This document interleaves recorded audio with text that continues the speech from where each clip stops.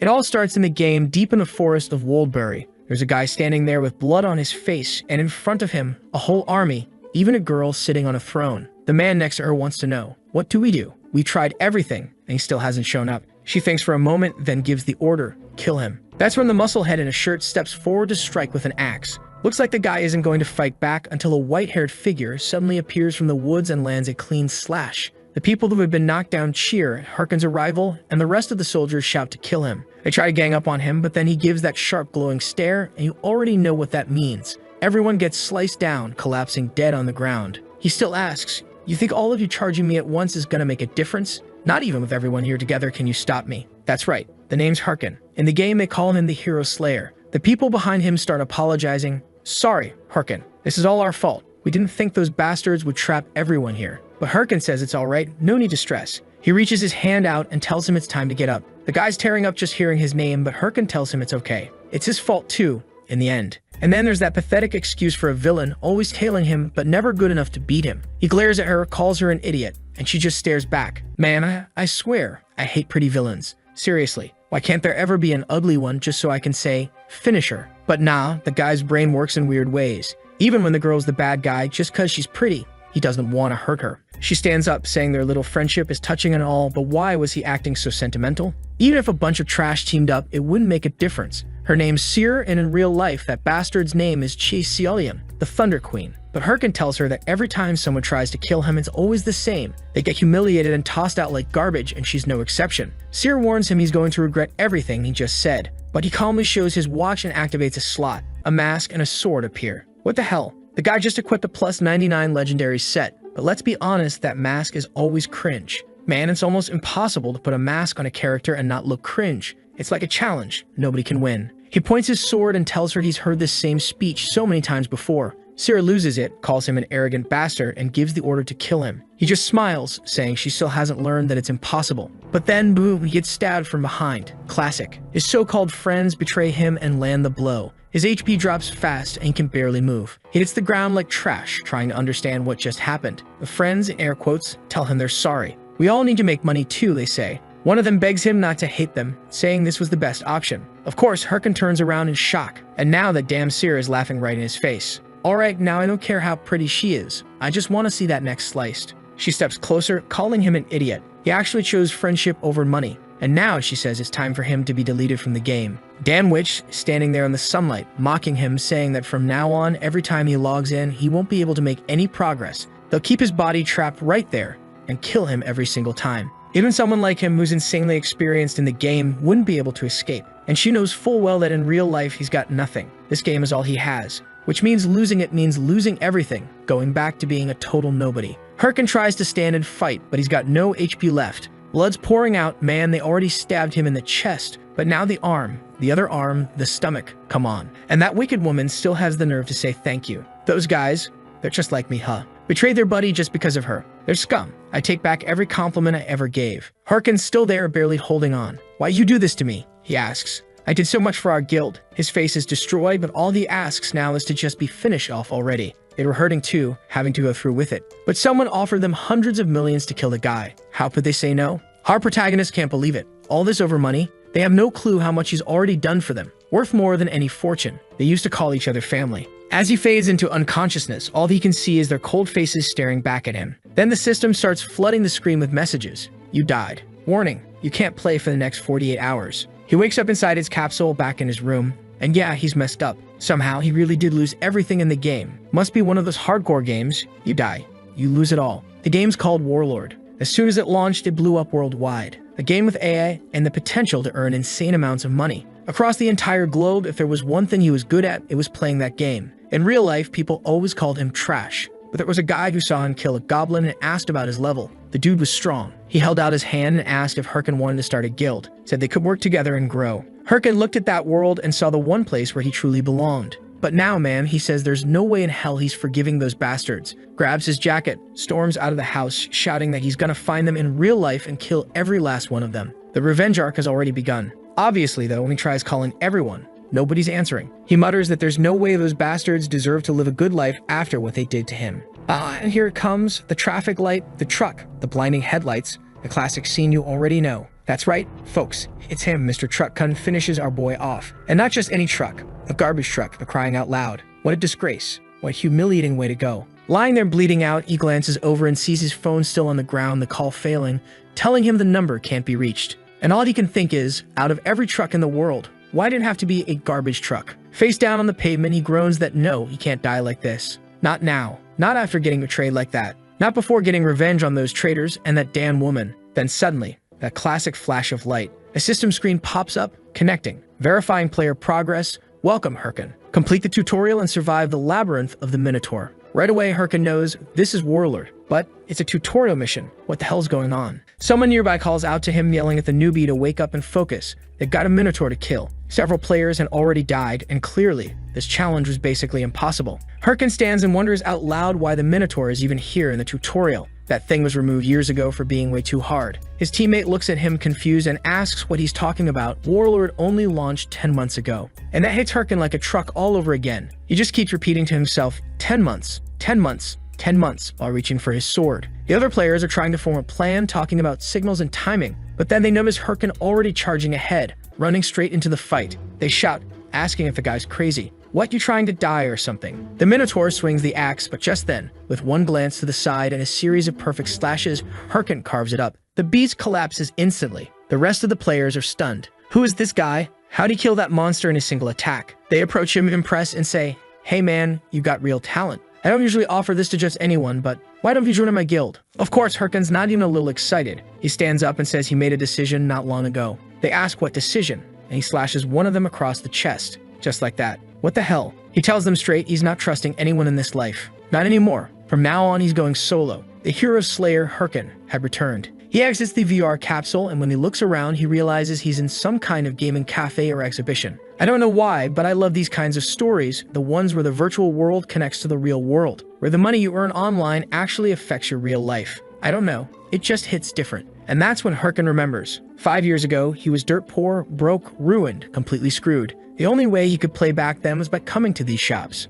which just proves it. He really had gone back. What now? The dude's laser focused, he drops the headset and bolts out the door like a man on a mission. He's got 5 years worth of knowledge from the future. If he uses that right, his revenge is guaranteed. Right away, he slams his credit card down and says, I want the V model delivered to my home. Now, the lady at the counter says, sure, but like, how's he gonna pay? Wasn't he broke? She literally calls him out. You don't have money, you broke-ass loser. The look on his face says it all. He ran all that way just to find out the obvious. Then he smacks his forehead, remembering the life he used to live. Of course he didn't have money. If he did, why would he have been gaming in a place like that? So now the question is, what the hell is he gonna do next? But now the problem is, he's got the knowledge but no capsule to play. And the more time he wastes, the more behind he's going to fall. And then suddenly, a voice echoes through the room, asking what he's waiting for. It's her, Seer, saying the strong don't fear challenges and hesitation is a luxury not allowed in battle. They should rise above fear and become true warlords. Ranked number 1 in the world, Thunder Queen Seer. Wait, hold up, she's been the top since the beginning?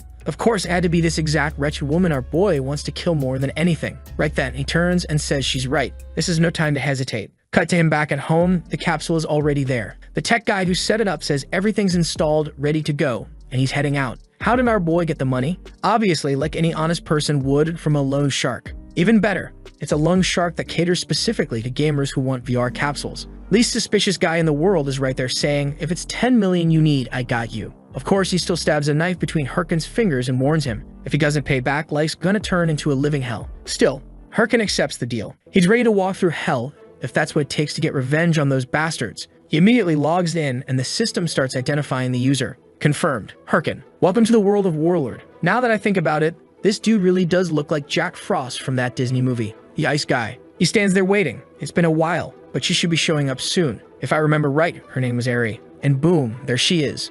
The goddess herself. Man, the design of the women in this story is serious. She's got that slightly demonic look going on. She introduces herself as Ariadne and says she'll be helping him with his career. That's probably the most Brazilian-sounding name I've ever seen in a manhwa, but hey, let's go with it. She holds out her hands and tells the adventurer to choose one of the starting classes. He's got 3 to pick from. First up, Warrior. They're frontline fighters, a class for those who like action. Herkin knows warriors are solid. He's played them before, but the problem is, they're not that great for solo players. She starts to explain the cleric class, but he immediately says, pass. No way in hell is he signing up to help anyone else. She's like, Alright, fair enough. Only one left then. She wishes him a fun adventure. So what's left? Probably mage, right? Doesn't even show the choice on screen, apparently. But I'm guessing that's what's left. Seems like it, as next thing you know, there's an old man floating on a book welcoming the young seeker of knowledge. His name's Gulkato, and he's here to guide him along the path of magic. The old man starts explaining the types of magic, but Herkin immediately cuts him off. He wants to learn dark magic. That clearly doesn't sit well. Gulko tells him he must have misheard. You mean earth magic, right? Gotta be that. But Herkin insists he's here for dark magic. Gulko warns him, you better think twice, kid. Dark magic's powerful, sure, but it'll tear your soul apart. Herkin doesn't even flinch, says he understands the risks and just wants to learn already. He knows this is exactly what he needs. Right away, the old man changes. His face twists and morphs into a skeleton. All right then, he says, it's been a long time since I've seen someone choose this path. If he's truly ready, all he has to do is place his hand on the skill book. But again, the skeleton warns him, choose wisely. This path isn't easy. Before he can even finish his sentence, Herkin slams his hand down. The skeleton laughs. Oh, this is going to be fun. And man, when I said this reminded me of solo leveling, I didn't think it'd remind me this much. In Herkin's own words, in my past life, I watched a video of a necromancer player who could solo bosses. And right now, for someone who's decided to get revenge all on his own, that's exactly the kind of power he needs. And just like that, man, he's officially a necromancer. Title, Innate Necromancer. Skill unlocked, Skeleton Fragment. He activates it right away and a little skull appears in his hand. He drops it to the ground and the bones start consuming mana, slowly forming and reconstructing themselves right in front of him. His first summon, a success. I kinda like this part, honestly. Like he crafts the little skeleton, feeds it mana, and boom, it turns into a big bony brute. Herkin immediately says it's time to start leveling up. He wants to know where the training dungeon is. But then he hears a noise behind him, turns around, and the skeleton's head has already fallen off. He's standing there wondering how the hell this skeleton already broke. Crossing a portal with a hand on his face, he realizes, yeah, this class is not gonna be easy to grind. The skeletons from that video look terrifying. Why does his look like some smiley cartoon buddy? He checks his skill list and sees it. Proficiency, rank F. Right now, the only thing he can summon is a single skeletal warrior. He immediately understands he's limited because his proficiency is so low, which means it's time to grind. Hearing growls behind him, he spots a pack of wolves approaching. These are training mobs called charcoal wolves. They're supposed to be weak. For Herkin, it's the perfect target to test out his new skeleton and see what it can do. He summons again and sends the bony boy charging toward the wolves.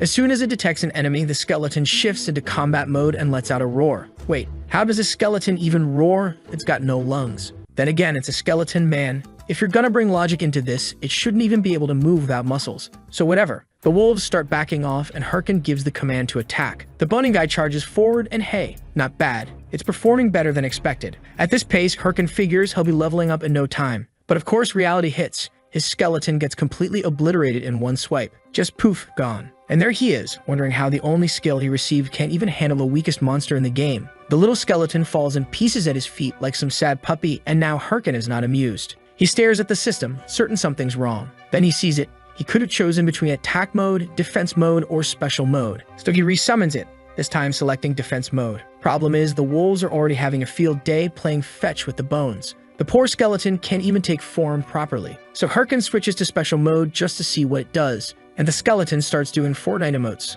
dancing. At that point, he realizes the video he watched must have been a total bait. He picked the worst class possible. His entire revenge plan is collapsing. The kid's so desperate, he even tries to delete his account. But the system says accounts under 3 months old can't be deleted, which means he can't change classes, can't swap characters, can't restart. And on top of that, he's got loan shark problems to deal with. At this point, he's ready to get hit by another truck and just start life over again. Why the hell does nothing ever go right for this guy? He really thought things were finally gonna line up. But this damn bonehead here is totally useless. It's just standing there throwing little punches. He tells it to stop moving already. The sound is driving him insane. That's when he suddenly remembers something from this system info. The summoned creature comes equipped with an advanced combat learning system. He recalls that when he was attacking those wolves earlier, his skeleton was literally just standing there, holding its own head, watching him, probably learning his movements. Right then he stands up and says, "That damn thing's lucky to have me as a teacher." It might not look like it, but plenty of people have called him a genius before. Even his old guild, he was the one who trained most of the top-ranking players.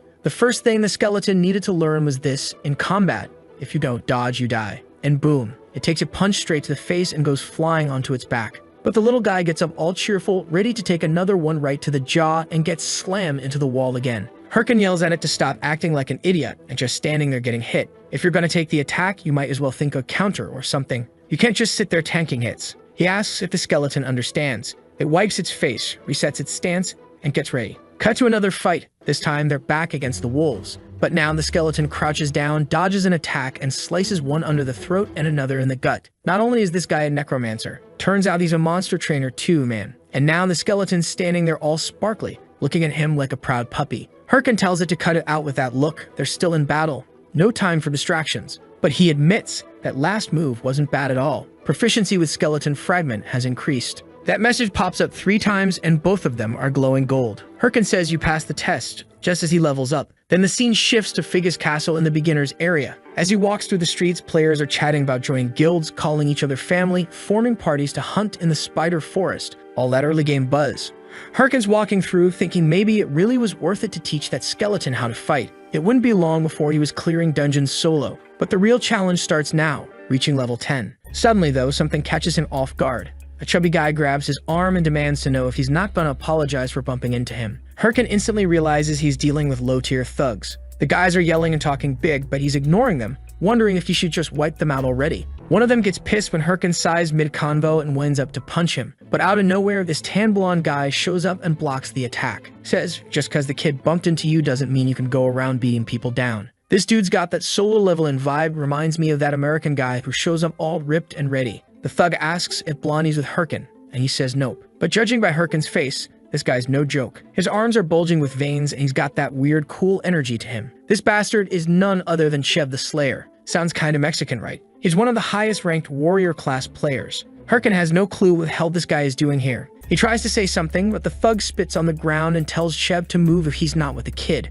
cause they got business to finish. Chev doesn't seem interested in that one bit. He just flares up his aura, and instantly, the chubby dude, even Hirkin, starts trembling. Hirkin's got no stats yet, after all. Chev says he'll have to get payback, because the guy just punched his palm. One of the goons behind the fat guy suddenly blurts out, wait, that's Chev the Slayer, guild master of Red Bull. That's one of the top 30 guilds. Okay, top 30 is not that impressive, but he's well known for being addicted to fighting. Someone tries to ask what a guy like that is doing here, but Chev only wants to know one thing. You want to keep fighting or not? The thug folds instantly, stammering an apology and running off like his life depends on it. Chev laughs and says, man, this world's amazing. You can solve everything just by talking. He slaps Hirkin on the shoulder and goes, hey there, you badass little punk, you good? But Hirkin brushes his hand off and walks away, telling him not to bother trying to help. Chev's left standing there, confused, trying to figure out why that kid's so cold. Meanwhile, our boy is already speeding off, putting as much distance between them as possible. For a moment, he actually felt intimidated by that overwhelming power. He knows it's because this new body of his doesn't have any stats yet,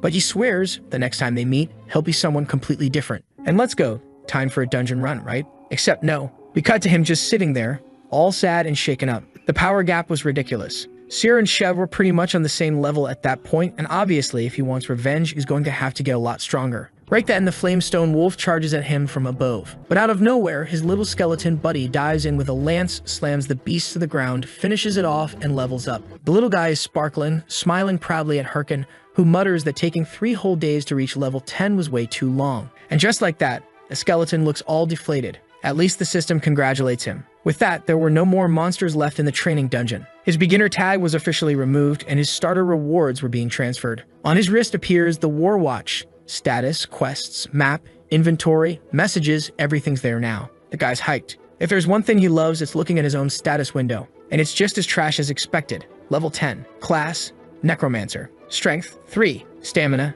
3. Intelligence, 5. Mana, 5. The system tells him to distribute his stat points, but he hesitates. And here we go, about to be reckless. He says a Necromancer should normally pump mana and intelligence, but he dumps everything into strength. Boom. Strength goes up by 50 points. He's now glowing with a strong aura, clearly pleased with himself. Meanwhile, the skeleton is devastated. The idiot didn't raise his mana at all, which means the poor guy won't be any stronger. He's even tearing up. Hirkin smacks him on the head and tells him to snap out of it. He hasn't given up on being a Necromancer. What he needs to understand is that for now, boosting mana won't help much. Early game, strength makes a much bigger difference. Plus, he needs some power to pass on his old skills to the skeleton. The truth is, he's putting all his hopes into the skeleton's ability to learn. And now the little guy's sparkling again, clearly moved. Hirkin tells him to get his bony butt back into training already. Also, he should know, there are ways to make up for lacking certain stats. Cut to the Hunters Association in the city of Figgis. A guy flashes a card saying a brand new quest just dropped. Everyone's scrambling to get it. They've been waiting since yesterday. Meanwhile, Herkin walks past, thinking these quests are garbage anyway. It's almost funny watching people fight over this stuff. He heads to the counter. Yo, my man, got any quests? Mind if I take a peek at the list? The dwarf says, sure, lad, but you should know the ones on this table are the toughest around. Nobody's had the guts to accept them. You sure you're ready? But when Herkin looks, he sees nothing but trash. Of course, with his knowledge from the future, he knows there's a hidden treasure here. A quest in the Bima Mountains. Objective, eliminate all the creatures there. Reward, 10 gold. The old man warns him, you sure, lad? That mission's low level and barely pays anything. But Herkin accepts right away. He knows that clearing this seemingly boring quest before reaching level 15 earns the Prospect title. Titles were a great way to gain extra stats, and Prospect boosts intelligence and mana by percentage, which makes it the perfect start for building his overpowered character. Once outside, he mutters that all he's missing now is equipment. Cut to the Bima Mountains, and the dude is decked out in full clown swag. Clown shirt, bunny helmet, bare boots. He looks like the kind of character I'd make and think, damn bro, you're looking fire. You're insane. Herkin, though, absolutely devastated by the outfit from hell. Obviously, man, he didn't have enough money left for himself after spending everything on his skeleton buddy. And now, what can he do? That's just the life of someone defeated. He's gonna have to finish this quest fast so he can finally afford some decent gear. While running, he mutters that he needs to wrap this up before anyone in this world sees him like this. But suddenly, from the bushes, a bloody hand reaches out. It's some guy all messed up begging for help. Looks like another one who got betrayed by his party. Meanwhile, somewhere else in the same region, another player appears, decked out in full flashy armor, shouting that he's ready to clear out the Bima Mountains. The guy's full of himself. I think I've got real talent for this game. At this rate, I'll be a top ranker in no time. Then someone nearby yells for help, saying his friend's hurt. He rushes over, asking what happened, and the guy explains that a wolf attacked them. They barely escape and don't even have a healing potion. You already know where this is going. The poor dude pulls out a potion, telling them not to worry, he's got them. The guy thanks him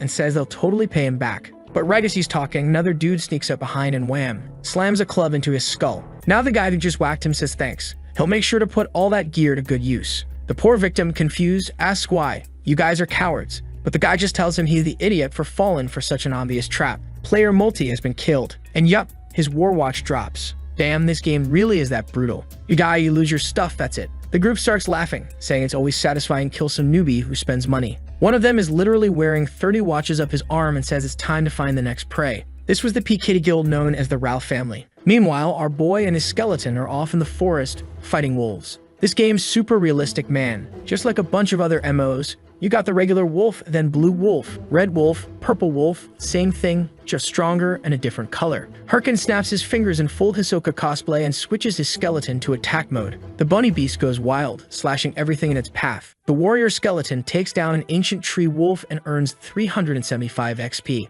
Herkin notes that these wolves are nothing to his little monster now. Definitely worth investing all his gear into it. Tearing up a bit, he says, a real gamer doesn't care about looks. What matters is efficiency. The skeleton's standing there, all mood, clearly feeling the love. Herkin snaps at him to stop being dramatic. They've still got mobs to clear. But then, twang, a glow from the side, and bam. Skeleton takes an arrow right to the head. He's standing there, hand on his skull like, damn, I just took an arrow to the dome. Then the group approaches. Yep, it's the Ralph family. The mage steps forward, apologizing. Says he thought the skeleton was a monster from far away. He says sorry again, and Herkin replies that it's fine. But he's no fool. He already spotted the bloody weapon and the stack of watches on the guy's wrist. That's more than enough to know what kind of players they are. Still, bold as ever, Herkin says he forgives them. On one condition, they give him a mana potion. The mage says that's too bad. They don't have any potions. But hey, when you level up, you recover mana anyway. So if Herkin wants, they could help him grind a little. Herkin asks if he's sure. The guy nods, yeah, it's our fault.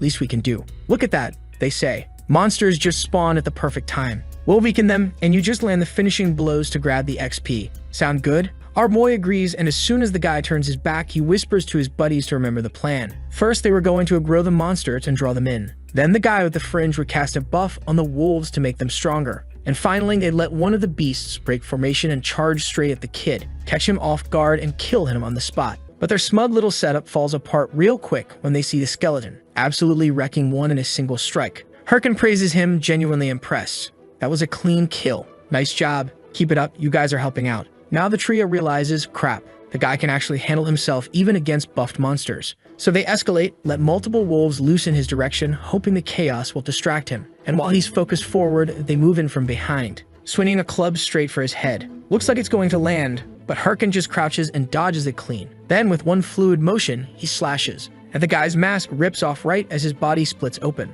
The other two freeze. Then snap, Herkin's fingers go off and the skeleton charges in, blue mana flaring, sprinting like hell with those adorable lion paw boots. The two scream, begging him to wait, saying they can talk, but it's too late. Holes in the chest, blood on the grass. Skeleton takes one. Herkin takes the other, and bodies hit the ground like confetti. Our protagonist speaks coldly. You're the kind of people I hate the most. Bastards who stab others in the back. If it had been the old him, maybe this would have worked. But too bad, he's not that person anymore. One of them offers to give back the items to be spared, but Herkin just apologizes. He doesn't trust anyone anymore. Then slash straight across the throat. Player Ralph has been killed, and 8 more watches drop to the ground. Herkin is stunned. That bastard had killed 8 other players. Such a shame. Now he's stuck with all these lovely items. Truly tragic. As he says that, the skeleton is busy stomping the guy's ribcage in. Cute on the outside, savage on the inside. Our boy wonders why his precious skeleton's acting like that. He puts a hand on its head and transfers some gear. The little guy immediately lights up, now fully equipped and sparkling with joy. He even blushes, all emotional about his new gear. Herkin tells him not to care so much about looks. What matters in this game is stats, says the same guy who just went full fashion mode himself. Skeleton's looking at him like, "Brew, don't even. You clearly care." But Herkin's thrilled. Those unclaimed war watches, a gold mine. See, when you sell a dead player's watch, a random item from their inventory drops. So what did you get? Dark Goblin pants, boosts mana and intelligence. Ancient Tree Essence sword, more mana buffs. Demonic Curse skill book, and actual gold. Better loot than most dungeons. An absolute jackpot. And thanks to all that, he finally got what he was looking for. A creepy, ugly mask. He slaps it on, looks totally cringe, and says from now on he's recording all his gameplay, because having an identity is important. In that moment, he remembers someone else who once said the exact same thing. A guy he talked to about going viral wearing a mask for branding. They joked about calling it the Ha-Ho mask. Back to the present, Herkin says the game's changed. He doesn't want anyone else involved in his life, and this mask will be proof that he's going full solo. Well, kinda solo, because he's still going to battle with his skeleton. They jump through a portal, entering the dungeon in the Bhima Mountains. And just like I said earlier, look at him in that mask, man. He seriously needs a hide equipment option. Now he's hunting blue werewolves, the basic mobs in this region. It's definitely not easy, but with the gear he's got now, he's feeling confident. Another sprint with the skeleton, and after a few hours, the big guy gives a thumbs up. They hadn't run into a single monster the entire time. Herkin's sitting there holding his head, saying none of it makes sense. If someone had already cleared this dungeon, he would receive a notification by now. So where were the monsters? That's when he notices the skeleton slicing at the wall, and as he gets closer, he sees a dark portal. A message pops up. You discovered a special dungeon. Do you want to enter? Oh boy, here we go. He's about to fall into the statue room and get murdered. These dungeons that show up inside other dungeons, they're usually way harder, but the rewards are way better too. The catch is, once you go in, you either finish it or you die in there. And let's be honest, I've never seen a protagonist back out of one of these. But even Herkin says maybe the smarter move would be to leave. If he dies, he'll be locked out of the game for 2 days, which would completely derail his progress. Still, he enters anyway, of course. Says all he has to do is clear it, and it'll be fine. The sunlight blasts him in the face, and now he's standing in the middle of the Colosseum. Right away, he gets that gut feeling that something terrifying is coming. The ground starts shaking. Then up ahead, a massive werewolf with 3 eyes appears. A corrupted creature. Its level? Question marks. Looks like Herkin knows what it means when something's labeled as corrupted. But before he can even react, the thing's claw is already flying toward his face. He manages to block it, but gets launched backward and crashes into the wall hard. The skeleton, poor thing, barely has time to understand what's going on, but still gets into position, ready to fight. Meanwhile, the lunatic werewolf is laughing, wondering how he got so lucky. Corrupted creatures are tied to the game's main questline. Herkin calls out to his skeleton, saying if they don't kill this thing today, they're skipping dinner. Once again, they charge in. The skeleton sets up a launch assist and hurls him into the air. The werewolf charges up, fangs out, ready to bite. But Herkin activates a new skill, Inflict Curse. The monster's 3 eyes glaze over like it's hypnotized. Where's our boy? You might not know what just happened. Suddenly, slash. He chops the werewolf's arm clean off. The beast roars in agony, and its stats drop by 10%. I mean, sure, it lost a whole arm. Definitely worse than 10% stats. Except, now the damn thing regenerates the arm. Okay, yeah, 10% debuff sounds like a way better deal now. It charges again, now under rage mode. Herkin draws his sword and says, special dungeons are never easy. I was saving this for later, but the time has come. He taps his war watch and activates a slot. A dark and cyan aura begins to surge, forming a swirling orb of energy around him. What the hell just happened?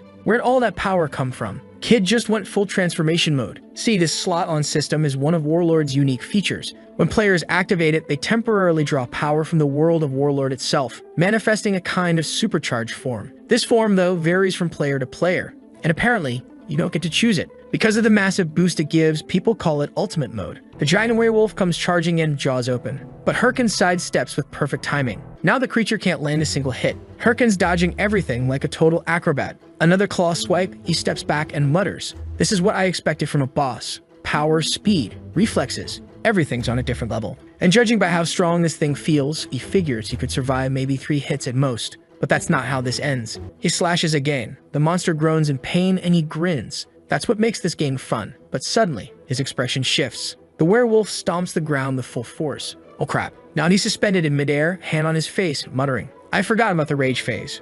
But the werewolf had also forgotten something. Look who's charging in.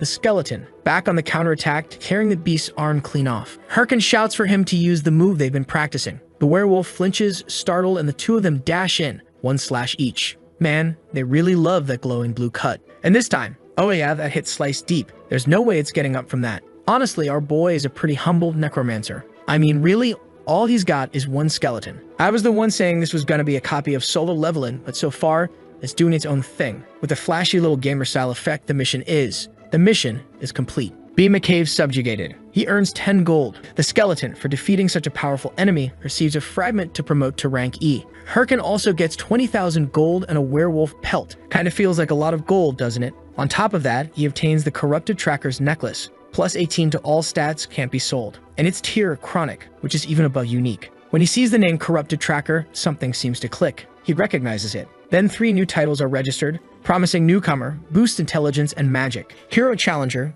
gives more stamina. Corrupted Tracker's title, special effect unclear. Hirkin realizes this is all tied to the very first chapter of the main questline, the Count of Corruption. The main quest is the backbone of Warlord's story, the foundation of the entire game world. Because of that, the rewards are always insane, and every player wants to be part of it. It's the game's core content and the most valuable thing to pursue. Back in his previous life, Hirkin only got involved around chapter 4. But now he's shaking, stunned that he's already triggered it this early. He smiles and says he just found a gold mine and logs out on the spot. Back home, there's a news feed. The Hydra Guild has officially entered the final chapter of Count of Corruption and aims to complete it within 3 months. Hirkin stares at the screen, devastated. The quest he just unlocked is already on the verge of being finished. He knows this is a total waste. Maybe he should just give up and start preparing for the next chapter. But then, his expression shifts. He remembers something. This might actually be a rare opportunity. The whole game world is hyper-focused on this storyline. Hype is at its peak. Of course, no one wants to ignore the first main quest in a game like this.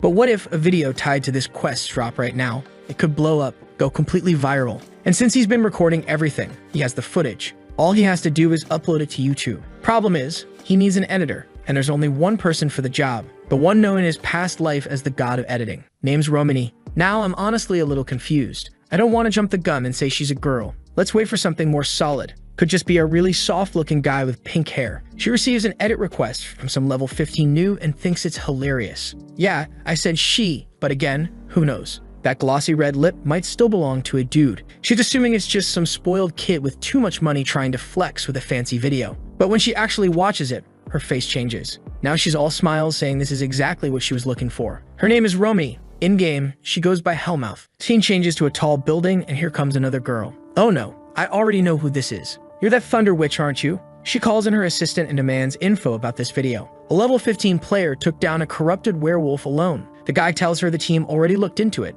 says it's not a big deal. The werewolf was low level anyway. But with that pouty mouth of hers, she says it again. I want him. Bring that kid to me. Now, it's her, no doubt, Chasilian, the #1 ranked player and Thunder Queen. Not long after, Hirkin is freaking out. The video he posted on his channel, which had literally 0 subscribers, is already at 6,000 views. Finally, a story that treats view counts realistically. Some stories act like a guy with no presence uploads one video and suddenly has 70 million subs. If only it worked like that. Hirkin, staying humble, even says, in my past life, it took me months and months to reach this. Meanwhile, Romany's already messaging him, asking if he's seen the views. The fact that she reached out first after editing shows she's at least mildly interested. He replies dryly, yes, I saw it. A clear move to shut the conversation down. But she tries to take credit, saying it's crazy. That's the kind of talent I have. Although she adds, of course your footage wasn't bad either. Cue the red roses. Seems like Hirkin assumes she's a man, or maybe she is. This world's dangerous man. He lies down in his capsule. Meanwhile, she texts him again, asking when the next video's coming. Problem is, he has no idea what to do next to pull in attention. It's not like you can find a corrupted creature every day. But as the saying goes, strike while the iron's hot. Time to find something new to post. And one more person impressed by the masked kid's video? Shev the Slayer. The only thing bugging him is that this masked guy kinda reminds him of someone. Then we meet her. Hey there, girl. Yell, a member of the Red Bull Guild. She asks what he's talking about. He brings up the masked kid. She tells him to stop watching it so much. Of course, he thinks the guy's familiar, considering how many times he's watched that video. Shev admits he knows that, but something still feels off. He's fired up. See, when someone starts this game, they usually hesitate. They're stiff. They don't move like they do in real life. But that kid, he moved like a pro. Even his summon looked like it had been trained. He keeps rambling and Yell cuts him off. Okay, I get it. Can you shut up for like 1 second? She shoves him, saying they gotta go. They're going live in 5 minutes. He turns and tells her he always appreciates her. She just rolls her eyes and tells him to get out there and put on a decent show. The stadium is absolutely packed. More than 200,000 people bought tickets. 200,000? Seriously. All just to watch Shev, the leader of Red Bull. He better watch out. That name's probably copyrighted too. The gates are about to open. He equips his armor. 3, 2, 1. He calls out to the team and sends them into battle. Meanwhile, back in Figus, our boy's feeling hopeless again. The mission he wanted is gone. All that's left is basic stuff like clearing blighted soil or killing 3 wolves that wandered into the city. Obviously, he needs something better, something worth recording and uploading. Then the old guy shows up. Well, if it isn't the adventurer who took the Bhima quest yesterday. Name's Houghton. Got a minute? In a separate room, Houghton says he's heard everything. He already knows Hirkin was the one who encountered that mutant inside Bhima Cave. Hirkin is a bit thrown off. He doesn't remember triggering some kind of secret quest or interaction like this. Still, he admits it. Yeah, I saw the werewolf with those weird eyes. Houghton nods just as he suspected. Kid, there's a high chance you ran into a creature exposed to corrupt power. We still don't fully understand who or what they are, but it's clear something's affecting these monsters, driving them mad. And it's obviously getting adventurers killed left and right. He's about to ask for help when Hirkin grabs him by the arm, full drama mode. You can count on me. I'll give everything I have for this country. I love this nation and I'll slay these terrible creatures. Yeah, he's laying it on thick. All just to get that secret quest. Houghton says it's still too soon for that kind of responsibility, but Hirkin insists that it's not too soon at all. It's actually the perfect moment. Waiting would only lead to more people dying. So Houghton finally gives in, saying if that's how he feels, then he'll give him a chance and see how he does. There's someone named Himbri who lives at Bangsu Castle east of Figus. Houghton hands him a recommendation letter so he can learn a few things from this person. The item appears right away, Teachings of a Himbri. All he has to do is find the guy and deliver the letter. Not even a second later, Hirkin shouts that he's already at the door. He's pumped. Looks like he knows exactly who Himbri is and can't wait to become his student. Himbri is one of the 7 disciples of the legendary mage Boken, an NPC famous in the game world, someone every mage dreams of meeting, because training under him means having a chance to unlock some of the best skills in the game. Hirkin's already skipping along, ready to head out, but then he suddenly stops and says he nearly forgot there's something he needs to do first. Cuts the forest. He calls for the skeleton, tosses the summon, and there it is. Turns out, he still had some leftover loot from the last fight. First, he takes the werewolf skull he didn't sell. The system asks if he wants to use it to strengthen the skeleton, and he agrees. The skull appears on the bony boy's head, instantly boosts his endurance by 2 points. Same moment, he pulls out the corrupted tracker's necklace and equips it. All stats plus 18 plus a few class-based buffs too. With that, his prep work is done, and now he pulls out 2 more skeleton fragments and tosses them on the ground. Boom, 2 more skeletons. But they're separate from the original, you know? No matching outfits or gear or anything. And for some reason, his first skeleton looks devastated now that he's not the only one. Poor God probably thought he was special. Hirkin tells him to get used to it. From now on, they'll be fighting as a trio. Man, our protagonist really betrayed his skeleton, huh? The little guy just wanted to be the one and only. Now we're back in combat. A giant level 25 forest beast comes charging in with a claw swipe. Hirkin, thanks to a stat boost he got earlier, is dodging like it's nothing. He looks startled at one point like he's about to block an attack. But it turns out it was all part of the plan. His skeleton charges in from above, except this one seems kinda weak, man. It gets smacked in the face and goes flying. Hirkin is furious. This idiot still doesn't understand anything about blind spots. The skeleton goes in again, just to get slapped even harder and launched across the field. Hirkin's like, why did the second idiot just copy the exact same thing the first one did? Aren't they supposed to learn from each other? Meanwhile, the legendary skeleton steps up all proud, like it's his turn to shine. And weirdly, Hirkin is blushing. What the hell? He hops in with full swag. Sure, this one will get it right.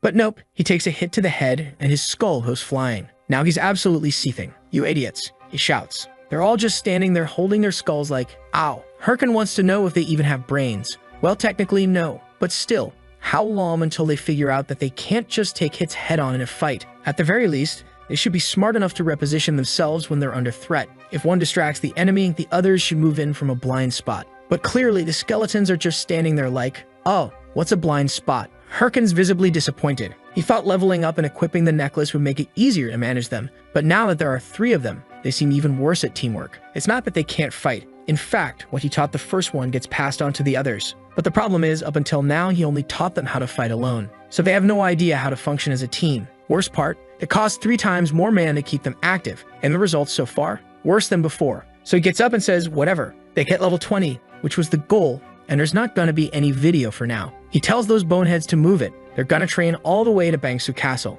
As he watches the skeletons shuffle over, he wonders why, even for a moment, he thought he could just sit back and let them do all the work. Unfortunately, this dream of being a chill necromancer who just summons and relaxes. Yeah, not for him. Cut to Bangsu Castle, a lively tavern packed with people. A man walks in from the hall and everyone lights up, excited to talk to him. He's being pulled from all directions while Herkin stands at the door, watching. To him, they're just scavengers, players who don't want to grind or grow on their own. They're leeches, the kind he despises most. One bald guy approaches and asks if Herkin's interested in a really good quest. Herkin just tells him to go screw himself and get lost. Damn kid's got a mouth on him. He heads for the stairs, hands over Hotun's letter of recommendation, and the guy at the door tells him he can proceed to the 2nd floor. While everyone else is begging to go up and getting blocked, our boy walks through without a care in the world. He's hyped to find out what kind of reward Himbri might give him, especially since it's a secret quest and a rare chance to build a long-term bond with a legendary NPC. But when he steps into the room, it's a mess. Books scattered everywhere, complete chaos. From behind a stack of tomes, a voice asks who he is. Himbri emerges, wanting to know what the kid's doing here. He doesn't remember scheduling a meeting or calling for anyone. Herkin is kinda stunned. He wasn't expecting the legendary mage to be this much of a slob. Still, he introduces himself and says he came with Hotun's recommendation. Ambry looks him up and down and says, well, for someone at that level, you actually seem pretty promising. Pick the black mage class, huh? Well, since you came all the way here, here's your reward. Herkin receives 2 skills, Bone Armor and Helm of Madness. He's glowing red with emotion, practically tearing up as he thanks him. But Himbri casually waves it off and says, that's it, mission's done, now get lost. But that's not what Herkin wanted. He's here to build a relationship with this guy. He needs another quest. He tries to reach out, dodging floating books, swearing he'll do anything. Then Himbri turns and asks, anything, huh? Alright then, he says, grinning. Right that moment, Herkin receives a new mission, Nest's Egg. The reward? Literally nothing. And Herkin realizes it too late. Damn it. I walked straight into this bastard's trap. Outside the building now, someone's walking by in expensive-looking armor. Everyone stops and stares, the gear is clearly top tier and ridiculously expensive. The guy looks around, recognizes the area, and mutters to himself, so this is where the Haho mask is. And who are you, buddy? Slam. The door shuts behind Herkin. He's been kicked out. He can't believe it. He actually got scammed by a damn NPC. He thought he was about to unlock an incredible mission tied to the main quest. Instead, he's stuck chasing some egg with no reward. He's walking away, nearly in tears, when someone suddenly gets in his face and asks what mission he received. Oh wait, it's not just someone. It's that whole pack of desperate beggars again. Herkin's just about ready to explode on all of them when someone yells. Out of the way. It's the armored guy, shoving everyone aside. He walks straight up to Herkin and asks if he has a moment for an important talk. If I had to bet $1 million, I'd say it's that guy from earlier. The one Seer sent to recruit Herkin, the butler-looking dude who was with her. Herkin's not in the mood, but the guy just says, it would be wise for the one wearing the Haho mask to have a quick conversation. They head into an alley, and the man apologizes for the trouble. It's just that back there wasn't exactly the best place for a proper chat. Bro, drop some cash in my account and I'll predict the rest for you. Even though I know exactly who this bastard is and why he's here, Herkin doesn't, at least not yet. But he does know this from the guy's armor alone that he's clearly someone high-ranking. What he doesn't know is who this guy is or how he already knows who he is. The man asks if he's the one they call the Haho mask. Herkin decides to play dumb, throwing a clueless look and asking what mask nonsense he's talking about. He followed him into this alley thinking the guy wanted a casual chat, but he has no idea what all this mask business is. The man with glasses says he heard that Herkin recently received a quest from an NPC named Himbri. Herkin snaps back that he's not here to share information with anyone, dragging him into some alley like this was already pushing it. If this guy's looking to pick a fight, he's welcome to speak plainly and put his account on the line. Truth is, Herkin's acting like a lost idiot on purpose, pretending not to know what's going on. The guy with the glasses stares for a moment, then suddenly lowers his head, extends a hand, and apologizes. Herkin realizes the guy totally bought the act.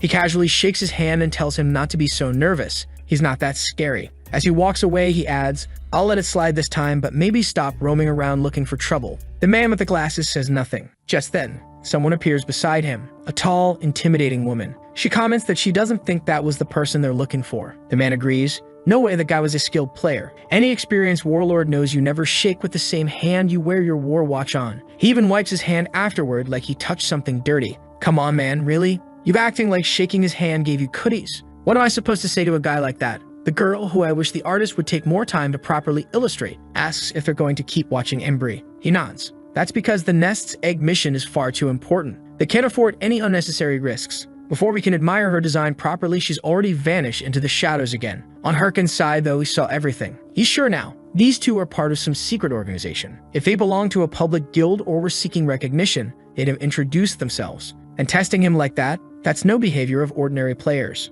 So who the hell were those two? Back in the forest, while his skeletons continue training, Herkin is deep in thought. He's convinced there's something more going on that he's not seeing yet. There's the egg quest and the video he posted. Those two didn't seem interested in who the masked player was. They were focused on whoever triggered the quest.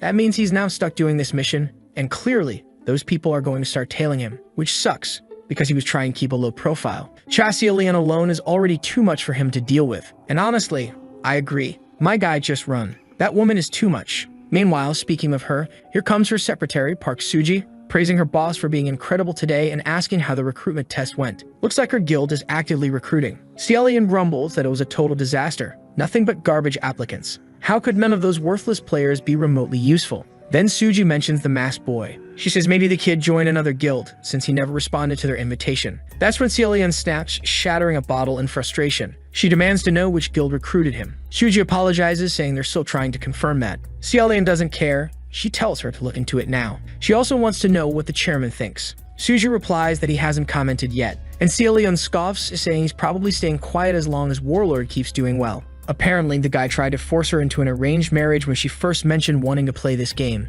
Weirdly, Suji is now admiring her boss's body and casually says, "Man, what a gorgeous figure." I wasn't expecting that, but okay then. Everything's a bit of a mess, but it seems like the owner of the game, or at least someone at the top, actually liked her. Honestly, I have no idea what's going on anymore. All I know is she's hot, and our boy wants to kill someone. That's it. Now look at him staring at his reflection in the water, saying it's been a while since he's been here. The Lizardman's Swamp. Since Embry is over at Bangsu Castle, of course the quest would take place in the surrounding area. And considering it's about an egg, it's probably related to a bird, a reptile, or an insect-type monster. Since he's still a low-level player, he decides to check out the places that match those criteria and that he might be able to handle. And the reptile swamp is the only real option, whether that's good or bad. He summons the skeleton and warns him. The monsters here are high level, so it's best to use the enhancement skill he learned last time. It's a madness move where you have to mark the summon and then activate the power. Not that I really got it either. If he activates the thing, then an A shows up on the skeleton's forehead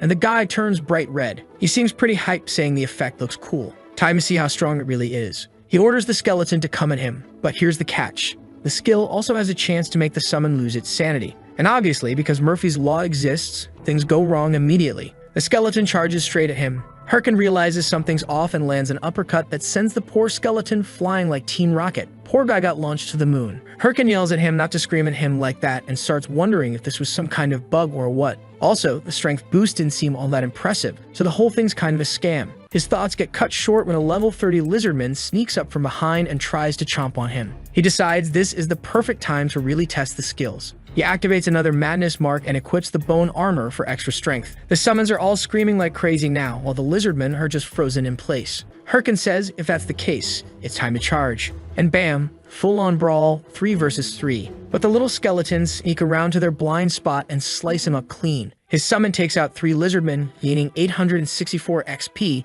and leveling up twice. Now the little guys are kneeling before their master and Herkin's like, alright, this is pretty sweet. The plan for the whole week is clear now. Grind monsters, level up, and search for the egg. But of course, while he's thinking that some shady lady is watching from the shadows, licking her lips. Of course, this game's full of dangerous women. She steps out and introduces herself. My name is Ilya. As you can see, I'm ridiculously gorgeous. I don't even have to say it. No one can resist me. Everyone obeys my will. Any problem I face, I just summon one of my slaves to deal with it. And then she trips and faceplants into some moss. Now she's lying there all confused, wondering what kind of hellhole this is and why she even came here in the first place. Apparently, one of her slaves dragged her there for some dumb reason, only to get himself killed like a complete idiot. Now she's stuck face to face with monsters way above her level, and she can't charm her way out. That's when she spots Herkin nearby. And yep, she immediately starts tearing her clothes like she's got the perfect plan. Herkin hears some weird scream in the distance. He turns to see this chick wobbling over like a total mess. All cute and flirty, she says she hurt her ankle because of the scary monsters,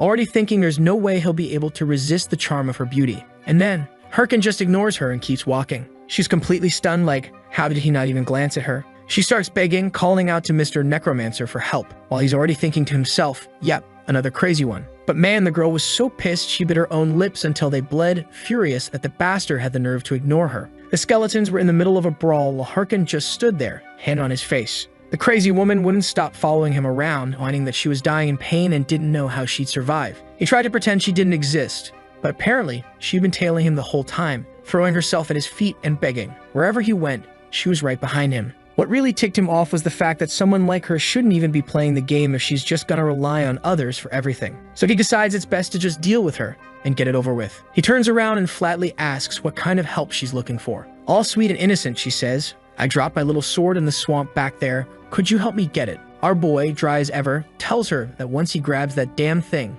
she better get the hell away from him. She desperately agrees, swearing she'll never forget his kindness. But she's still got that psycho look on her face, muttering that she's got him now. There was the sword just sitting there stabbed into the middle of a tiny island. She's already saying thanks, and he reminds her again that she better vanish after this. He sends the skeletons to go fetch it. They start doing a trampoline formation to reach it. Meanwhile, she's just standing there with that creepy grin. Turns out, she'd been waiting for him to be without his summons so she could strike. She tries to hit him in the back of the head, saying that's what he gets for ignoring a beauty like her. But before the blow even lands, he suddenly spins around and says, "You're way too slow." He grabs her by the collar and tosses her straight into the swamp. She's screaming, calling him a bastard, and yelling that when she gets out, she'll send her fans after him and have him killed. But Herkin just laughs and tells her to take a look behind her. She turns her head, and bam, the lizardmen have already shown up and she starts getting stomped on. Herkin, completely unfazed, says if she's going to try and fool him, she better come up with something better. He's had enough of being tricked by people like her. He turns his back, saying this was all just a waste of time, tells the skeletons they're leaving. But when he looks again, those damn things were trying to copy her charm routine.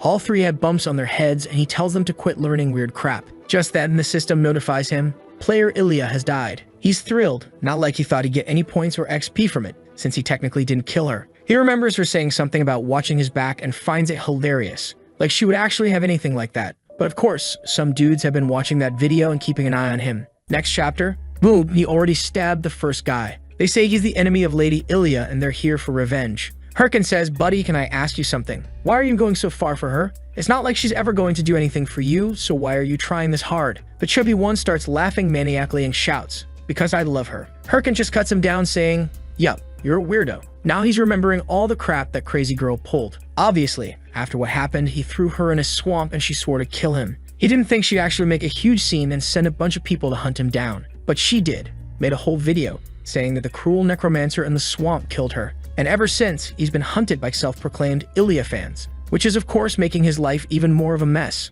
He was already stressed out about those other weirdos from the alley following him, and now he's got these idiots to deal with too. He's starting to wonder if he should just track that woman down and kill her again, just to make all the trouble at least feel worth it. But after picking up another unclaimed watch, he figures it's not worth the trouble. He gains 5,000 gold and a goblin boot. On top of that, he also gets a rare tier accessory, the Necklace of Promise. The item's worth 800,000. Now that's a game changer. That girl really was amazing. While he's there kissing a watch like it's a long-lost treasure, someone else pops up saying they found Ilya's enemy. And Herkin, he owns it, says yeah, he's the bastard that took down that wretched woman. Suddenly, the memory hits. There were like 30 people lined up in front of him. Now the heat's on, and he knows there's no way he can handle all that. Time to book it. Glancing back, he wonders how that lunatic managed to gather so many weirdos obsessed with her. Then he turns and sends the skeleton crew to handle the mob. Obviously, the mob thinks it's gonna be easy. After all, skeletons are just basic necromancer summons, right? But it turns out it's even easier than anyone expected, because the chubby guy yells something about the power of love and splits them in half. Not that that's a real skill.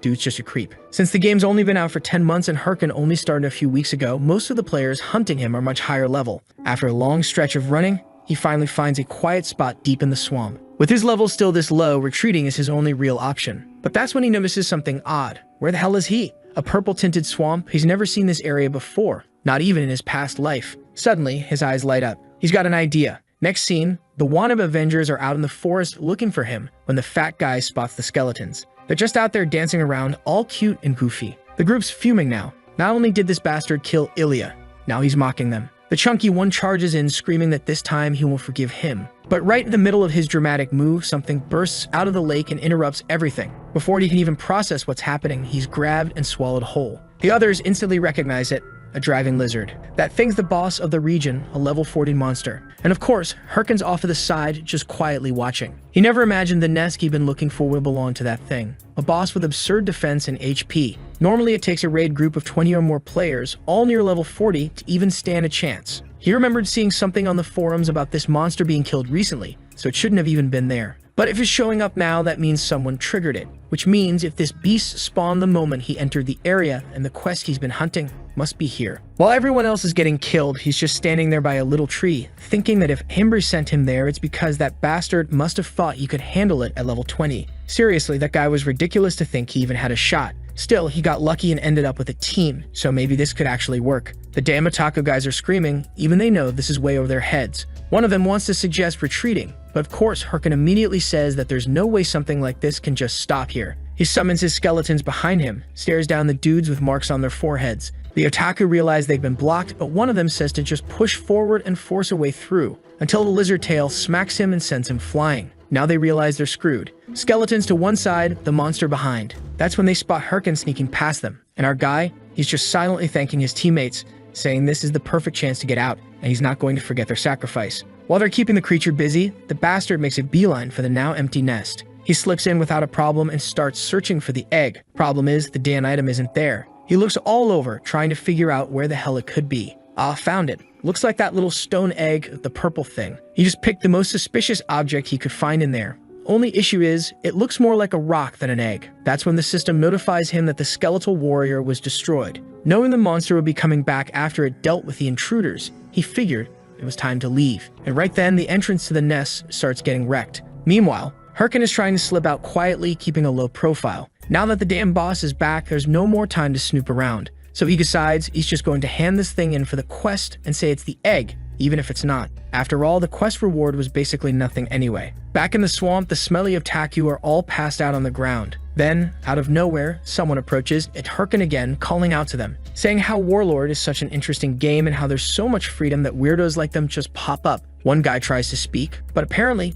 too late. He's already had his war watch stolen. Our guy says he's gonna make one thing clear. He let them do what they wanted because the whole thing was amusing, but now that his business is settled, he's got way too much to handle in this game. So next time they come after him, they won't be walking away so easily. The guy's shaking in his boots while Herkin walks off, seething with rage, muttering that if these fools really keep chasing him, he's going to start a full-on war with them. But now it's time to make some money. Looks like he contacted the Bangsu Guild and told them he spotted the lizard dragon in the swamp. He's selling the exact location for 100,000 gold. Later in Himbri's office, he drops the item off and says, here's the little egg you asked for. You can be sure it's the real deal. He's looking all awkward, hoping the guy doesn't suspect anything. But Himbri is just staring at it like his life depends on it. Then he says, this is exactly the item he was searching for. Good job, kid. This is it. And our boy celebrates. What a lucky break. The guy even says he thought it would take way longer for someone as weak as him to pull this off. And that's when Herkin realizes the bastard knew he was weak and useless all along, and still sent him anyway. So he says he gave it his all, but it'd be great to hand over the next quest now, hopefully with a proper reward.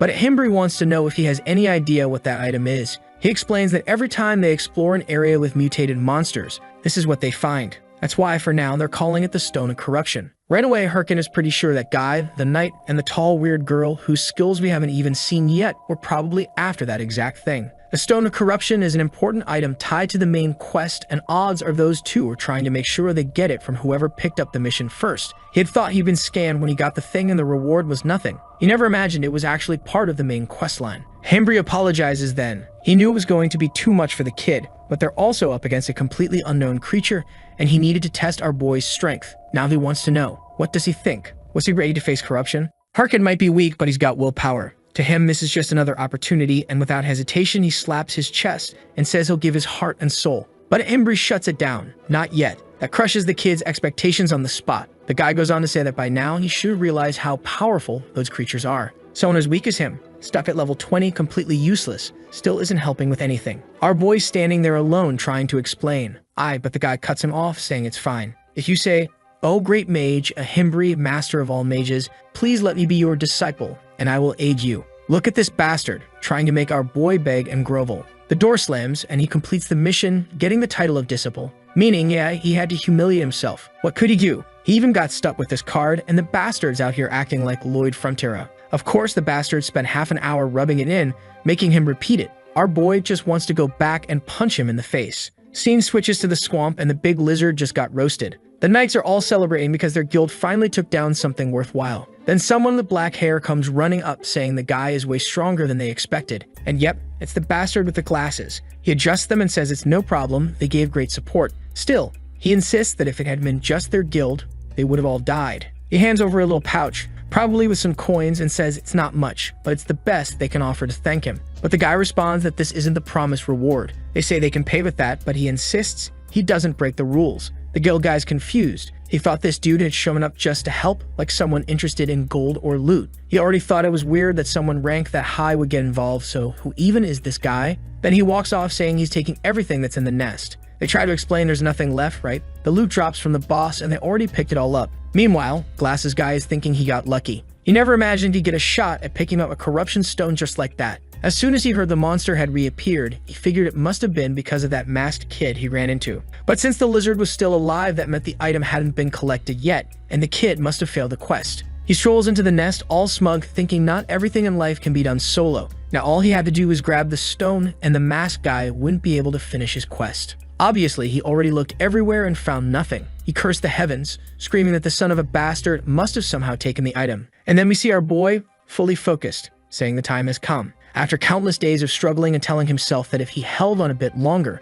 things would get better. His time had finally arrived, and it all ends now. The moment to stop begging for instant noodles, and finally eat some meat. He's spinning around celebrating, saying he's been saving up, living off garbage food, but now that he got 100,000, he can finally buy something good. The 100,000 gold he earned gets converted into 1,200,000 won man. But the moment the money hits his account, it starts getting debited instantly, and he drops down to 856. He has no idea what just happened, but the Korean payment system is ruthless. He immediately realizes there's no way it's gonna work out. Right then, he gets a message from Romani, the editor, checking if he's still alive and if he's already given up on being a YouTuber. Poor guy didn't even remember that crazy woman. Problem is, he can't record videos while that weirdo is hunting and he's stuck grinding all week. He's pissed off at that woman and the guy with the glasses messing up his whole life. That's why he hasn't been posting. But he decides, screw those two, he's just an innocent gamer enjoying the game. He's gonna make money the way he knows how. Then the scene cuts to a graveyard. He shows up there with his skeleton crew. Perfect setting. He's entered the forest of the dead dungeon. Here he comes again, wearing that cringe mask, saying no matter how many times he walks through that place, it's always creepy. Right now, it's the best spot for grinding experience,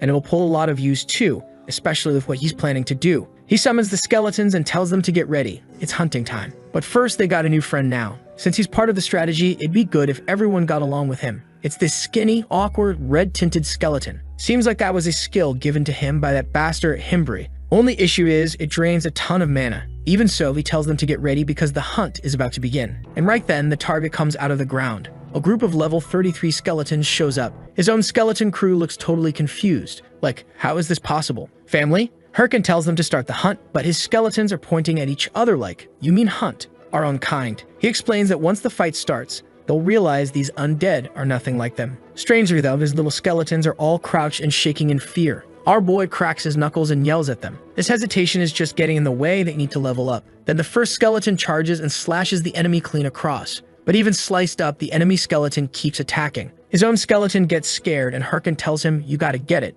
Normal attacks don't work on these things. Then he pulls out the mage's hammer and smashes the thing to dust. It crumbles and he tells his crew, that's how you do it. But his guys are standing there holding their heads in shock. He scolds them, no more messing around. Today's goal is 100 skeletons in 100 minutes. And if they don't deliver, they're all getting left behind in that place. The moment he says that, they all take off crying, tears in their eyes. Not long after, the screen starts popping up status windows. You defeated a skeleton. Your skeleton leveled up, you leveled up.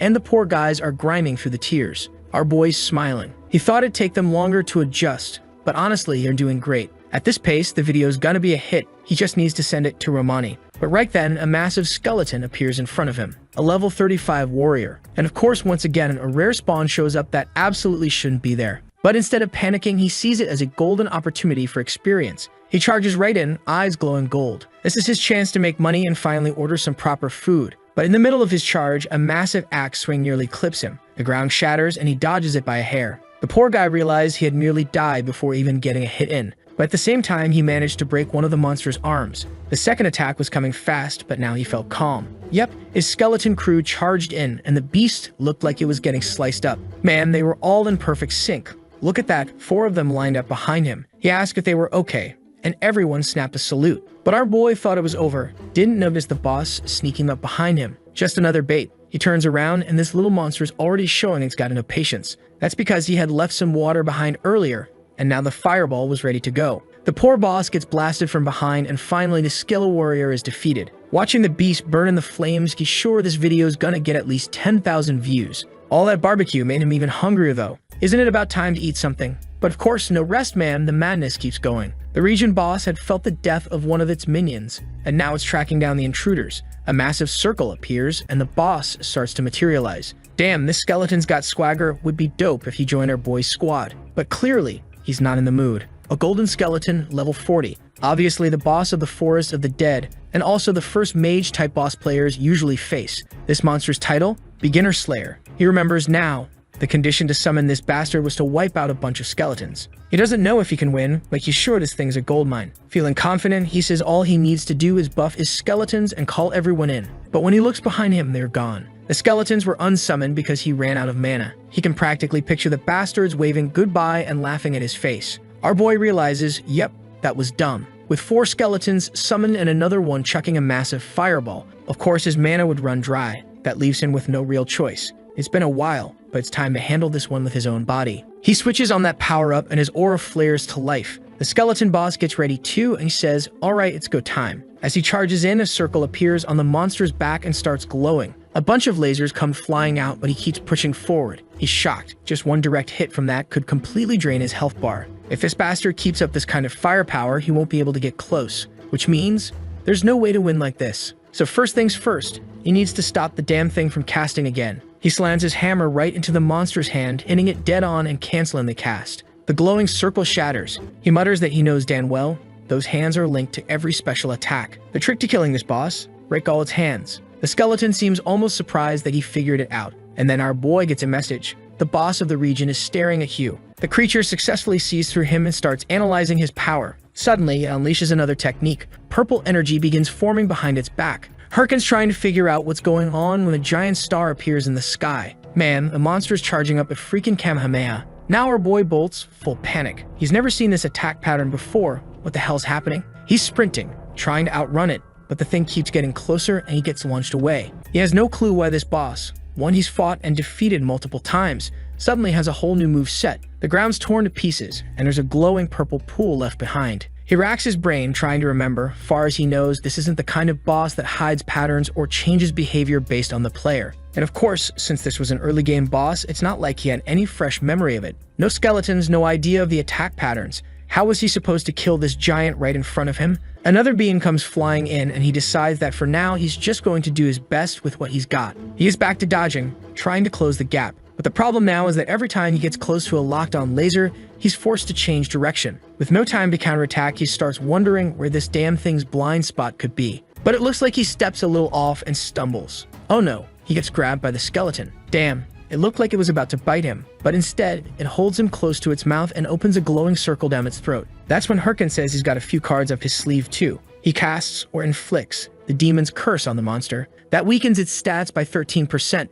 And he manages to break free and leap toward its forehead. He didn't know how he'd get a chance to land a finishing blow, but the monster practically handed it to him. And if that's the case, then he'll show his thanks, with a punch right between the eyes. The big skeleton starts to crack all over, and just like that, he did it. The monster collapses to the ground. He really defeated it. The golden skeleton is down. He earns a ton of experience, over 97,000 gold, and the title Skeleton Slayer. He's standing there exhausted, saying that was way too close. He deactivates his skill, and on the status screen, he's now level 36. What a bastard grin he's wearing, celebrating. But then he realizes the real danger. His mana is way too low for someone who depends on summoned creatures. Up until now, he'd managed to keep up, leveling fast, earning titles. But now that he needs to keep multiple skills active at once, it's not cutting it anymore. He's been training his skeletons, giving them gear and everything. But what's the point if they vanish in the middle of the fight? The worst part is he already has every title that boosts mana at this point in the game. After thinking it through, he concludes there's nothing he can do about it. He's just going to send the video to Romani and head home to eat some beef ramen.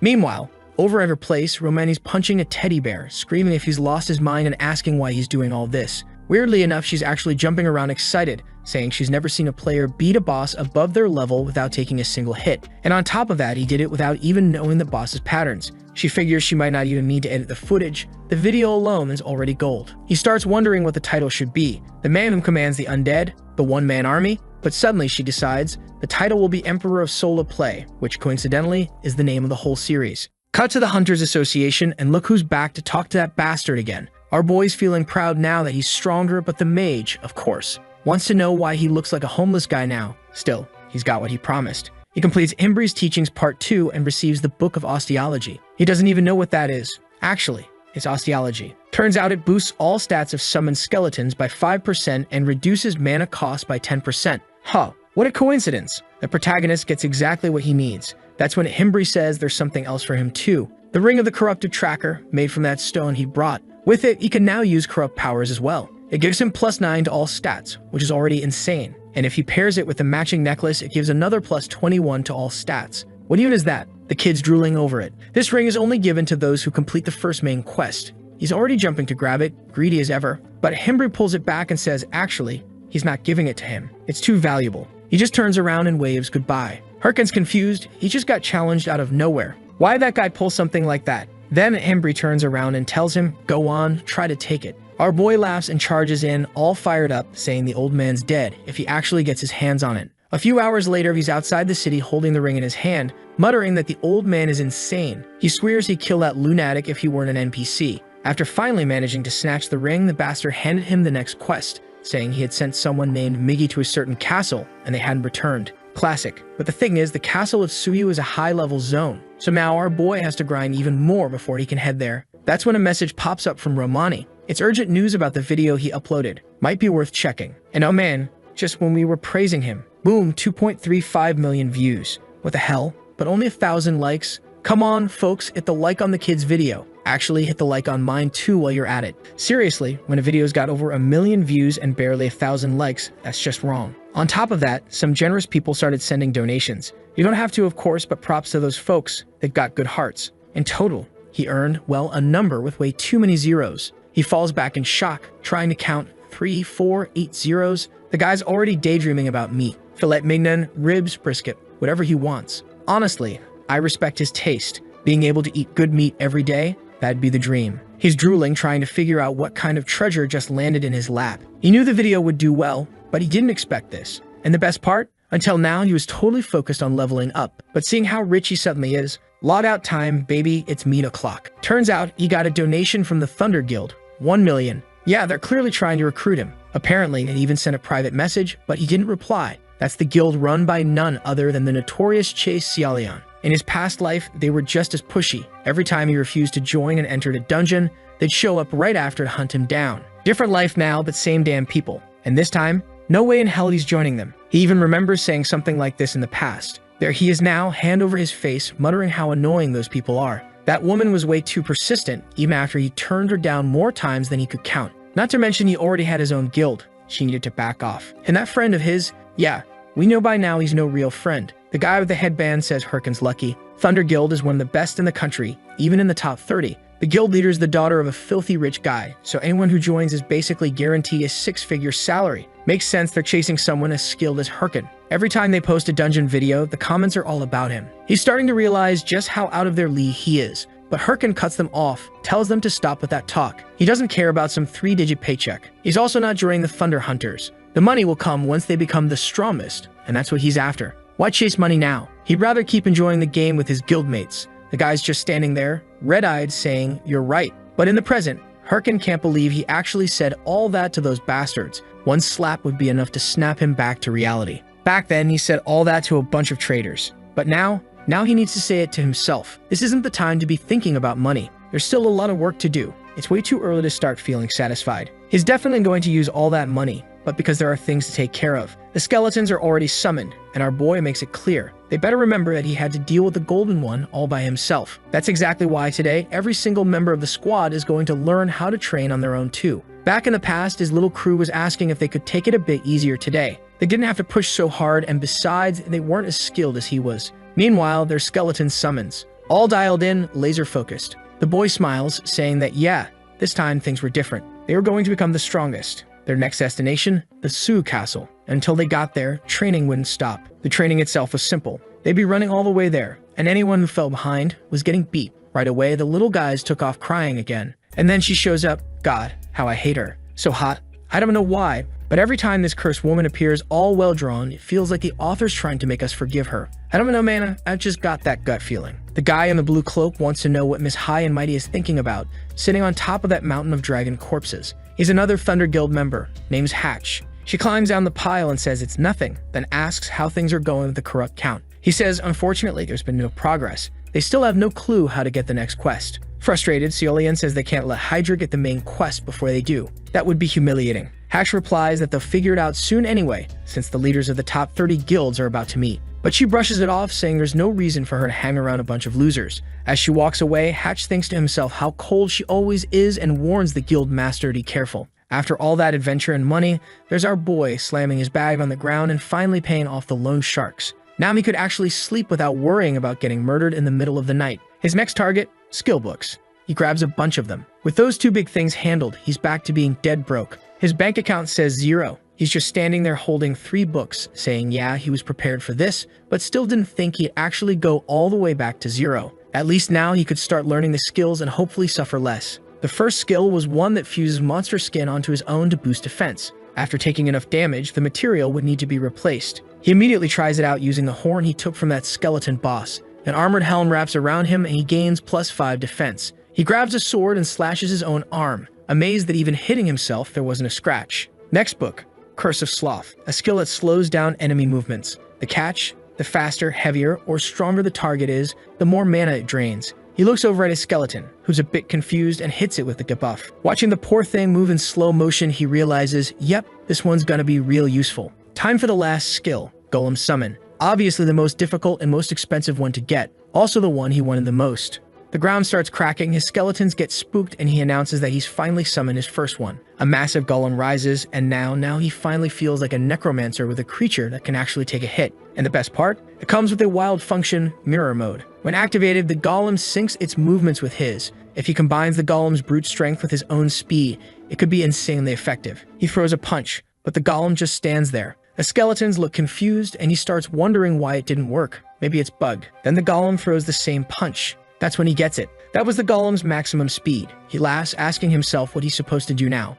But deep down, he's crying, thinking he totally got scammed. Then the scene cuts to that big gathering, right? The meeting of the top 30 guilds. But honestly, the place isn't looking too lively. Just 4 people showed up. The leader of the Ares Guild, a guy named Nurgle, thanks everyone for being there. At least he's optimistic. The room was meant to have 30 people and there are 4, but he's happy anyway. Shev comments that there are a few familiar faces. And there's this chubby guy. Yeah, his name is literally Berg. Next to him is the one and only Ceres. Syrian, her name changes every 5 minutes. Let's just call her Syrian and be done with it. Berg points out that 29 people were invited, so why does the place feel so empty? Shev keeps it positive, saying that honestly, more showed up than he expected. But Nurgle admits it's weird. Usually, a lot more attend. Which, to be fair, makes sense, considering these top 30 guilds are always competing against each other. That's when Nurgle decides to get to the point. The Hydra Guild discovered the identity of the corrupt count, and it seems like they're planning the final raid in 1 month. Shev immediately says that's impossible. He doesn't buy it. None of the other guilds have even gotten close. He's sure Hydra pulled some shady stunt. Right then, Berg slams the table, yelling that the game is finished.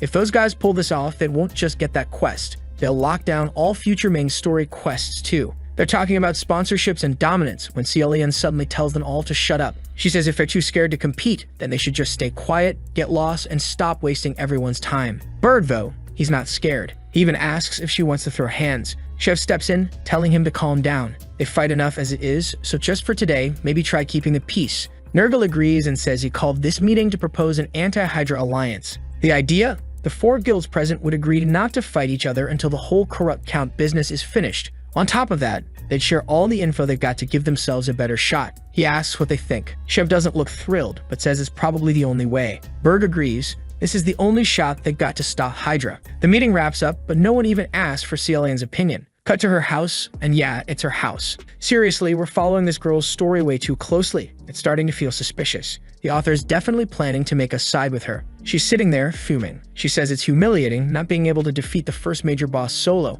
Having to team up with other guilds is the worst, but clearly she's got no choice. If they let those guys take down the Count first, they're screwed. This isn't the time to sit around, it's time to move. She makes a call and orders everyone in the guild to keep a close eye on Hydra. Any suspicious movement, they report immediately. The corrupt Count has to belong to them, no matter what it takes. Now we're back at the association in the castle. Our boy is standing there with a confused look on his face, asking what exactly this guy means. The dude, arms crossed, tells him to go to Bobora Forest. That's where this Midgie guy went missing. He wants Herkin to go there and investigate, find out what happened. The problem?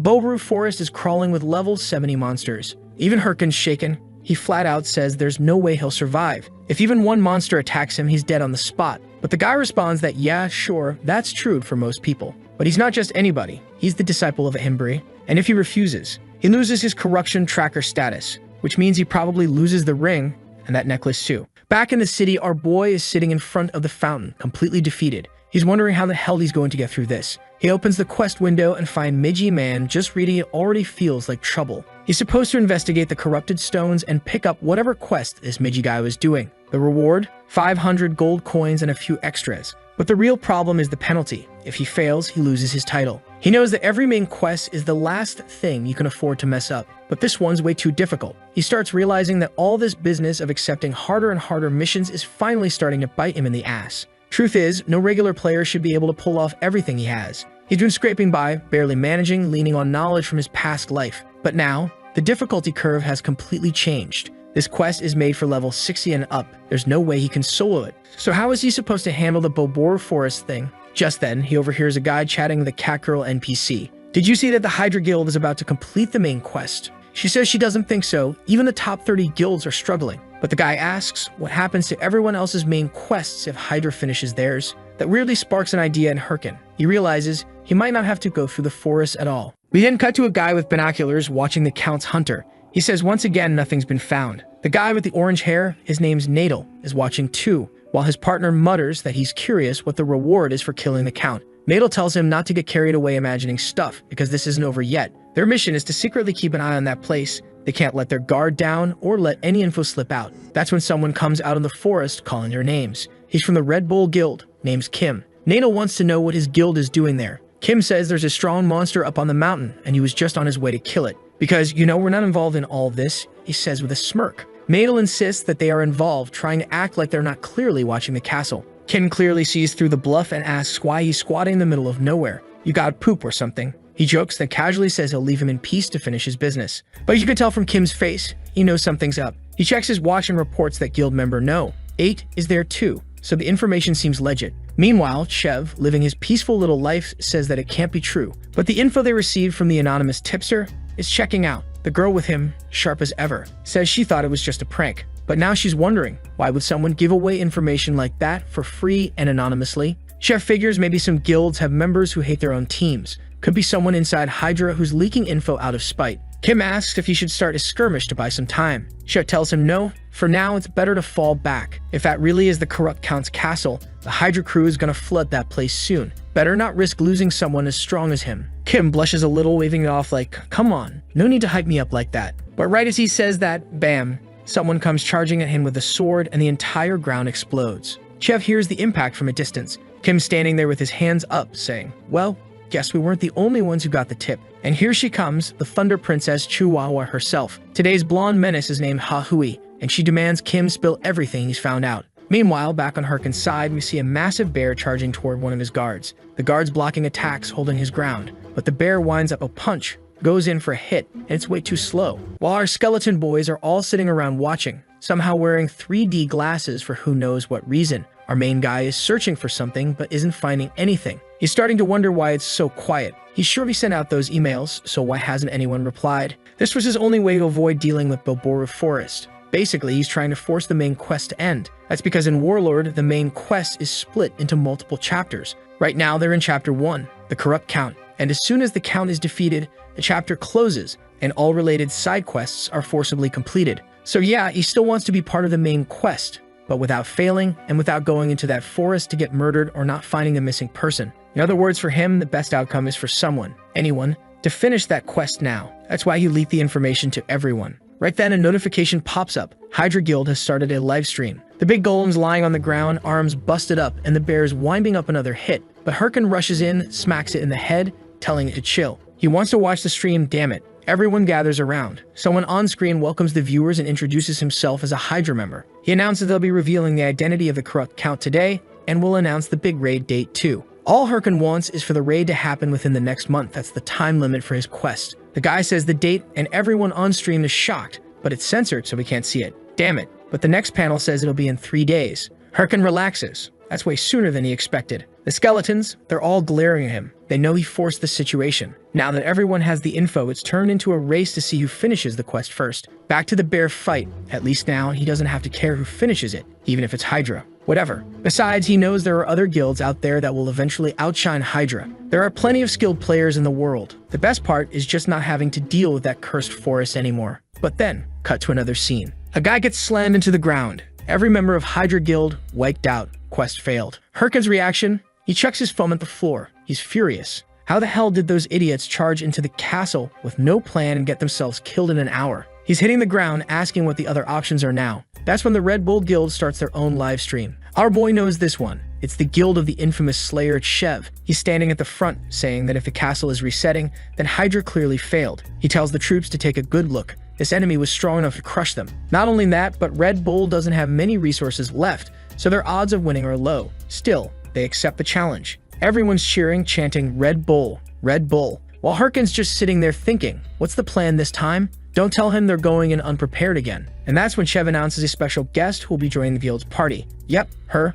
the Queen of Thunder, Chasilian. Hyrkin's expression changes instantly. Why the hell is she on his screen? Flashback time, just before the live stream. Chev's laughing, surprised that she asked for a meeting. And there she is just staring him down. He asks if she's here to declare war. She says no. He jokes that it's hard to believe. He heard some of his guys got beaten to a pulp. She chuckles and says that was just her way of saying hi. But now it was time to talk business. She heard he had intel on the corrupt count. He plays dumb, pretending he's never even heard of it, but Celian shuts that down quick, tells him to stop with the games. She already confirmed that several people from the top 30 guilds received the leaked information, and the fact that he's looking into this, even though his guild isn't exactly known for tracking quests, pretty much proves he knows something. Chev, clearly a bit awkward, admits there's no point hiding it. Yeah, he knows, but the problem is, he doesn't have any solid leads. Celian leans in, smiles slyly, and taps her sword on the table, asking what he thinks. Does he believe Hydra's going to pull it off? He says there's no way to tell, but she's confident they're going to fail. She's sure Hydra pushed the raid date up just to try and be the first.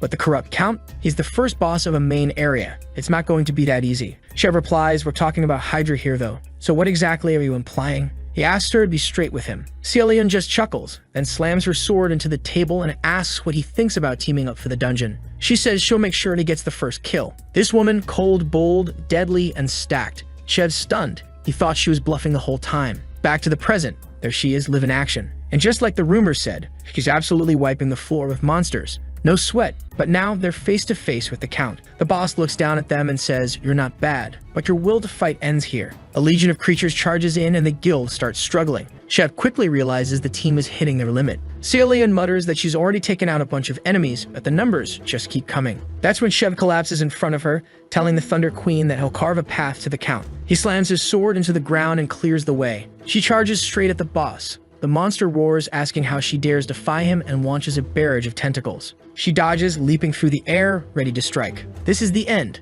until something pierces right through her. For a second, we thought she had it. Chev shouts her name, but this demon, she actually gets back up. She tricked us all. Total bait. She recovers and cuts the damn boss in half. Chev stares, wide-eyed, and finally admits it. She's even more terrifying than he imagined. There she is, standing tall, cool as hell, foot on the fallen boss like a queen. Meanwhile, Hyrkin, not happy. But even so, it doesn't matter. This was his goal. The corrupt Count is dead and he doesn't care who did it. Let her enjoy her little moment of glory, because payback is coming. In the end, he's going to be the one who takes her down. Back in the Bukas Mountains, our boy stands with determination, saying his name is Jia Hin. Known in name as Hyrkin, a warlord player, a man reborn. His dream is to become the strongest and take revenge on all the bastards who ruin his life. With so many titles under his belt, the only question is, why is every mission he takes ending with him being chased by monsters and running for his life? A few hours earlier, we see him reaching a locked zone, one that only opens when a certain condition is met. But our sneaky boy knows this is where the next main quest begins, and guess what? He's already inside. He immediately gets the title First to Step on the Mountain, gaining +2 to all stats.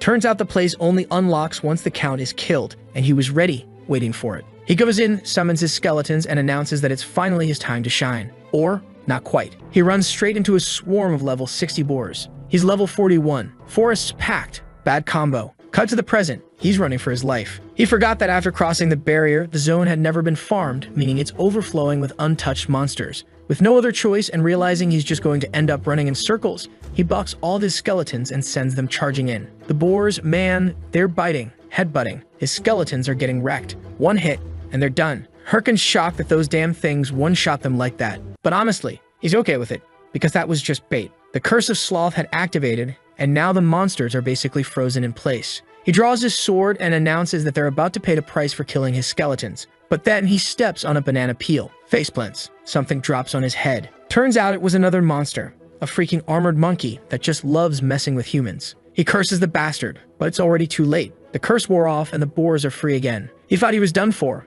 But right at that moment, a bolt slices straight through the boar, tearing it in half. He has no idea where the attacks are coming from, but someone's in the area with a damn crossbow, unleashing a barrage that clears the whole zone. He's stunned, wondering who could have that kind of power to wipe out monsters like this. And when he turns around, he wonders, is that the one? No way. The profile cards show an elven archer girl, but standing there's a full-grown mustached uncle. Cut back to Sioux Castle. One guy tells his friend to look closely. Isn't that dude wearing the white mamba set? The other confirms, yeah. Only rank of players typically have that gear. The guy with glasses asks Michael if she's discovered the identity of the person behind the info leak. That shadowy woman, who the artist refuses to draw clearly, says, unfortunately no. None of the guilds have a clue yet. They're trying to find out who leaked the dungeon details, but everything was anonymous. The glasses guy switches gears and asks if there's anything new about that masked player. Michael says he just seems to be posting regular hunting videos. It's impossible to believe a newbie who just started the main quest could be behind all this. She asks who he's working with now, and he replies that he'll be helping the Sweepers Guild. She sighs, saying it sounds like he's going to be busy for a long while again, while he swears he'll uncover and take down whoever is disrupting the balance of this world. Meanwhile, deep in the forest, our guy is grinning like an idiot, bragging that he's a Himbre's disciple. He's lucky, happy, and feeling great. He's found the person he was looking for and got saved in the process. But no, actually, that's not Meiji. That's Mawang. Maybe he's who Herkin's supposed to find, or maybe not. It's getting a little confusing. Either way, he's the key NPC for the second quest chapter. Despite being skilled enough to once train the prince, Mawang was removed from the city during an event. Since then, he's become the captain guarding Mount Bulkas. And this is the NPC Herkin needs for the next arc. Mawang tells him to head back. It's not safe here. He doesn't know why Herkin came, but this place is swarming with monsters. Herkin smiles and announces that the corrupt count has been defeated. Even so, corrupted monsters are still roaming. He followed a trace of corrupt energy and ended up here. He asks if Mawang knows anything. Of course, he's saying all this just to trigger the next main quest. Mawang says he has someone in mind, but no proof. Herkin instantly knows where this is going and asks if he wants help gathering evidence. Boom, he gets 2 titles. First to contact the Hunter of Bulkas, Initiator, and that one gives +14 to all stats. He sees the rewards and you can just tell he wants that quest now. He tells Mawang to hand it over already. He's ready to help. Mawang agrees and tells him to investigate the area. The quest. Kill 50 monsters on the mountain. Reward, 500 gold and Mawang's trust. You'd think he'd be terrified, right? But no, he's actually hyped. It's the perfect mission. He needs to level up and train his summons. For now, they'll leave the boars and bears alone and start with the weaklings. Just then, he hears something. A huge armored monkey staring him down. And our boy's already saying it's time for this bastard to like on video that helps Mamoru make more juicy content for his viewers, activate the cheeky little bell, and I'm out.